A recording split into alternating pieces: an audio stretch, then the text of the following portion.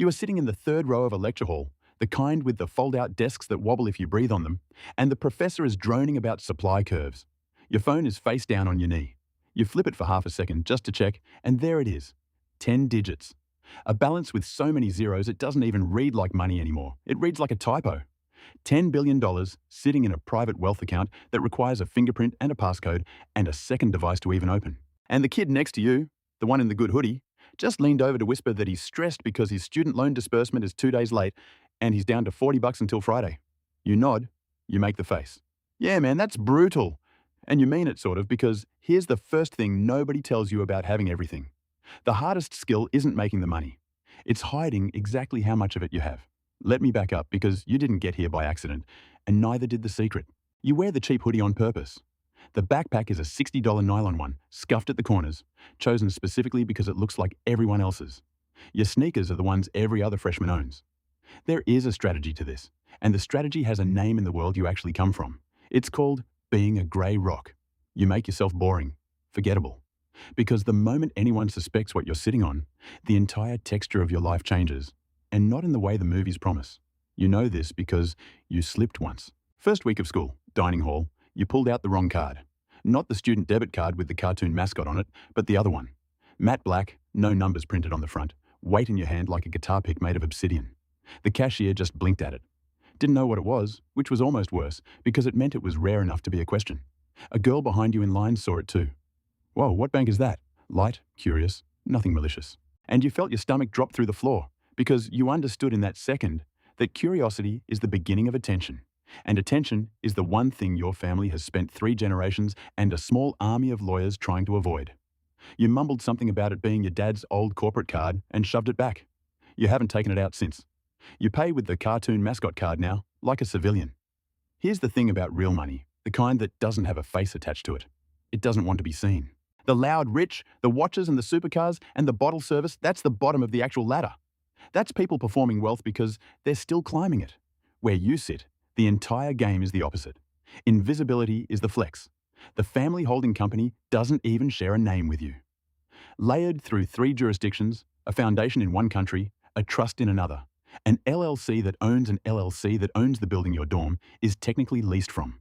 You looked it up once, traced it back through the filings, and your own surname appears exactly nowhere.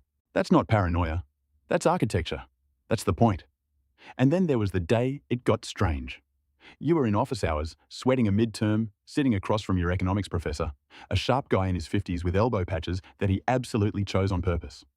He's explaining a problem set, and somewhere in the conversation he mentions, casually, that before academia he spent 12 years in asset management. Names a firm, and your blood goes cold, slow, like the temperature in the room dropped 2 degrees, because you know that firm.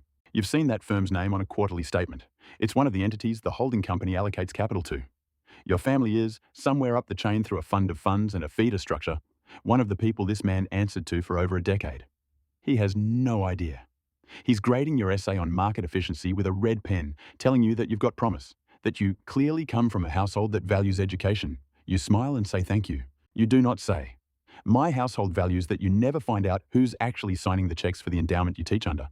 That's when it really hit you, sitting in that cramped little office with the dying spider plant on the windowsill.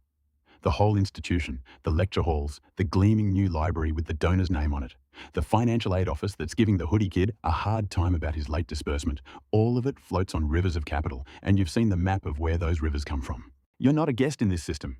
You're closer to a silent landlord pretending to rent a room. And nobody can know, because the second they do, you stop being a person to them and become a number, a target, a story they tell at parties. So you go back to your dorm. You microwave the same instant ramen everyone else eats. You let your roommate complain about the Wi-Fi. And you sit with the strangest feeling in the world. Total power and absolutely no one to share it with. And here is where it gets interesting, because once you accept the silence, you start to see how to play inside it. The trick isn't suffering through the disguise. The trick is using it. Nobody guards their words around the broke kid in the hoodie. So you listen. You sit in the back of the entrepreneurship club and watch a junior pitch a delivery app, and you nod along. And 3 weeks later, a fund you have no visible connection to writes him a small check, and he will spend the rest of his life telling people he got discovered by sheer luck. He's not wrong. The luck was you sitting 2 seats away in a cheap chair, invisible. That's the part the loud rich never understand. When people don't perform for you, They tell you the truth. And the truth is the only thing money genuinely cannot buy on the open market. You learn to move money the way a current moves a riverbed, slowly from underneath, so the surface barely ripples. There's an app on your phone, behind the fingerprint and the passcode and the second device, where a private banker named Marcus messages you like your old friends, because you are. You text him during a break between classes the way other kids text their parents about laundry. Rebalance into the energy infrastructure position, trim the rest. He replies, on it. You go back to your seat. The kid next to you is still calculating whether he can afford guac on his burrito. Both of those things are happening in the same hallway, in the same minute, and only one of you knows it. But honesty time, because the fantasy has a real edge and you'd be lying to pretend it doesn't. There's a loneliness that lives in the architecture.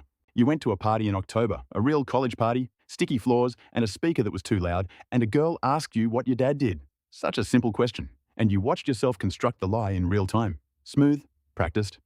He's in logistics, kinda boring. She lost interest, which was the whole point. And you felt the small, clean satisfaction of a system working exactly as designed. And underneath it, something colder, because you realized you will give that answer for the rest of your life. To friends, to people you love, to whoever you eventually marry, until the day you decide to trust them. And trusting someone with this isn't a romantic gesture. It's a security review. Your family has a literal protocol for it. A folder, you've read it. The hoodie kid, by the way, his name is Danny, and somewhere around finals, he became your actual friend, the kind you'd take a bullet for. And that's the cruelest part of the whole arrangement. He thinks he knows you. He doesn't know the version of you that exists in 3 jurisdictions. When his loan came through late again in the spring, you watched him eat dollar noodles for 9 days. And you could have fixed it with a sentence, with a tap, without feeling it any more than you'd feel a single grain of sand leaving a beach. And you didn't. You couldn't. Because the moment money appears, so do the questions. And the questions never stop. And Danny would stop being Danny. He'd become someone who knew. So you bought him a coffee, a $4 coffee. And he said, man, you didn't have to. And you said, don't worry about it. And that $4 was the most you have ever been allowed to give him. And he will never understand what it cost you to keep it that small. By the end of the year, you understand the real shape of it. The power is genuinely incredible. And anyone who tells you otherwise is either broke or lying. The door's open before you knock. The world rearranges itself quietly around money it can't even see, like iron filings around a magnet hidden under the table. You can change a person's entire trajectory with a phone call you make from a dorm bathroom. That's not nothing. That's close to everything. But it lives behind glass, and you are the only one in the room who knows the glass is there. So picture the last day. You're back in that same lecture hall, the wobbly desk, the supply curves long forgotten, and the professor who once answered to your family's capital is shaking your hand, telling you he expects great things, that you've got a real future ahead of you. He has no idea he's looking at his own past. You thank him. You sling the scuffed $60 backpack over one shoulder. Your phone buzzes against your leg, Marcus, confirming a transfer with more zeros than this man will see in 10 lifetimes. And you don't even glance down. You walk out past the donor's name carved over the library doors, a name that traces back, if you knew where to look, to a feeder fund, to a trust to you. The afternoon is bright and ordinary. Danny texts asking if you want to grab dinner somewhere cheap. You text back, yes. And that's the secret nobody warns you about. The hardest thing money ever buys you is the discipline to look exactly like someone who doesn't have any. You learned it at 19. You'll be paying for it forever in the one currency that never shows up on the statement.